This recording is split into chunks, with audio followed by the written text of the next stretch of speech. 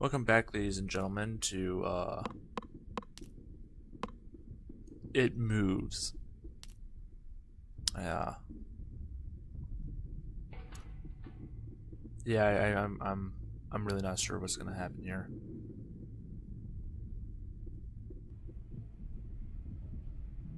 Something just loaded, like my mouse just did a little.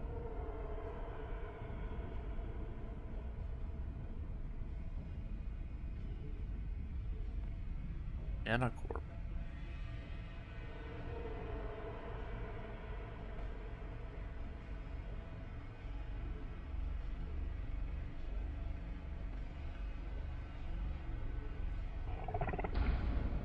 Oh fuck. I see you, Jeff the Killer ripoff.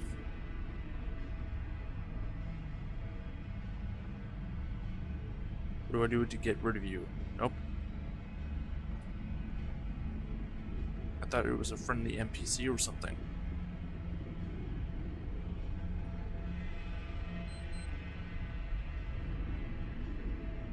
Oh, fuck that.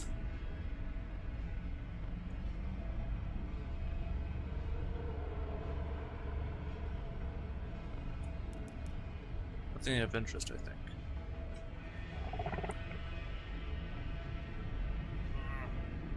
Oh, this is not good. It is going to jump scare me eventually. Poster for some concert. It looks old.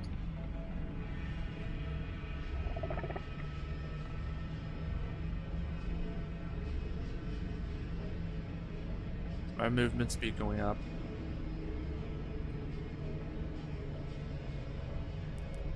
A wanted poster. Fuck.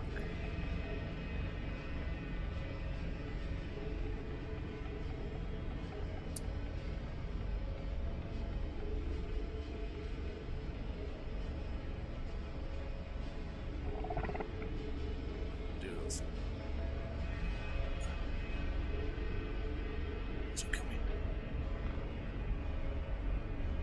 Can't move through this wall.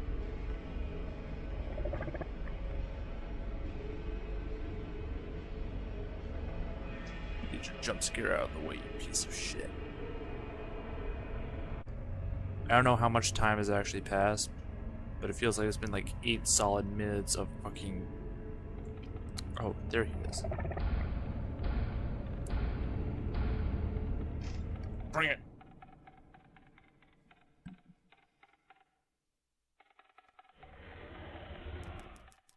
When you awaken from a deep sleep, something moving and stirring. It takes a few minutes for you to truly understand what is happening. The fog of sleep hangs over your eyes and ears, even when lucid. Something was moving, there was no doubt about that. At first I wasn't sure what it was. Everything was dark and almost pitch black, but there was a knife light creeping from inside, from outside from outside to outline the room. Two thoughts appeared in my mind, almost simultaneously.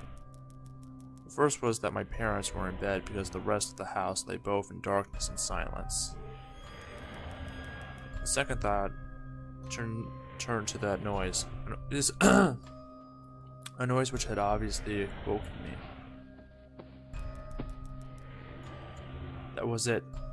Bedsheets rustling in the dark, and someone breathing. As if some disturbed sleeper was attempting all too comfortable in the bottom bunk.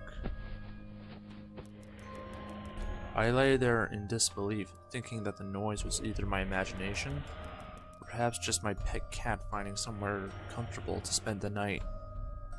God, I got something in my throat too. I don't know what I ate, but it's still there. It was then that I noticed my door, shut as it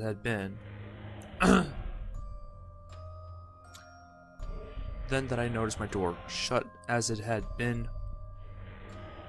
God, I need to take care of the thing with my throat. Hold on. It was then that I noticed my door, shut as it had been as I'd fallen asleep. Perhaps my mom had checked in on me and the cat had sneaked into the room then. Yes, that must have been it. I turned to face the wall, closing my eyes, the vain hope that I could fall back asleep. As I moved, the rustling noise from underneath me ceased. I thought that I must have disturbed my cat, but quickly I realized that the visitor in the bottom bunk was much less mundane than my pet trying to sleep, and much more sinister. As if alerted to and disgruntled by my presence, the disturbed sleeper began to toss and turn violently, like a child having a tantrum in bed.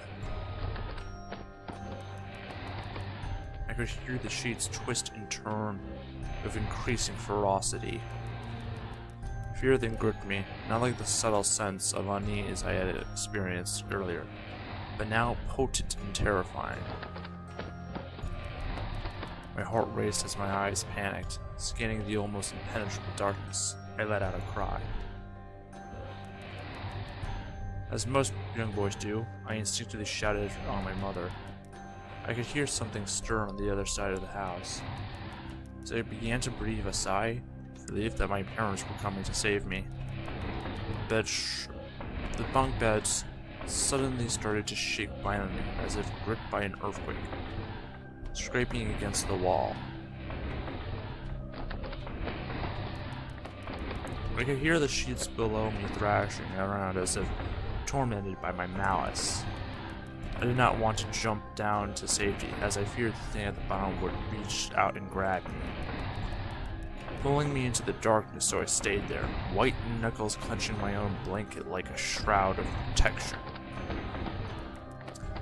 The wait seemed like an eternity. "What's wrong? Did you have a bad dream?" I cried out and my mother consoled me, tears of fear followed by, "Shit, I hit enter again, god damn it." Yet through all of the horror and relief, I did not tell her why I was so upset. I could not explain it. It was as though whatever I had been in the bunk would return if I even so much as spoke of it. Whether that was the truth, I don't know, but as a child, I felt as if that unseen menace remained. God, close. I listened. Okay, God, I hit enter again. I need to take my hand off the keyboard. My mother lay in the empty bunk, promising to stay there till morning. I remember the next day wanting to go anywhere, be anywhere, but in that suffocating room. It was a Saturday, and I played outside, quite happily with my friends. Although our house was not large, we were fucking goddamn it. We played there often, as I had a hiccup. As much of it was overgrown and we could hide in the bushes. Climbing the huge sycamore tree which towered above all else, and easily imagine ourselves in the throes of a grand adventure. As fun as it was, occasionally my eye would turn to that small window in my room. Ordinary slate, innocuous, yep, don't know that word. But for me, that thin boundary was looking glass into a strange, cold pocket of dread. Outside, the lush green surroundings of our garden filled with the smiling faces of my friends. Inside, the feeling of something in that room watching me play, waiting for the night when I would be alone, eagerly filled with hate. It may sound strange to you, but by the time my parents ushered me back into that room for the night, I said nothing. I didn't protest. I didn't even make an excuse as to why I couldn't sleep there. I still felt that this thing would be enraged if I so much as spoke of it. Another night came.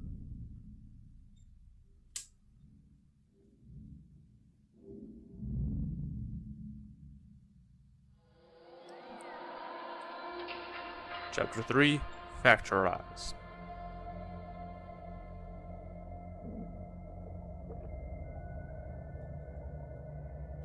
Hold on. I'm gonna call it in part here. I don't know if it's actually gonna be broken down like that, but just in case. Goodbye, ladies and gentlemen. I'll see you in the next episode.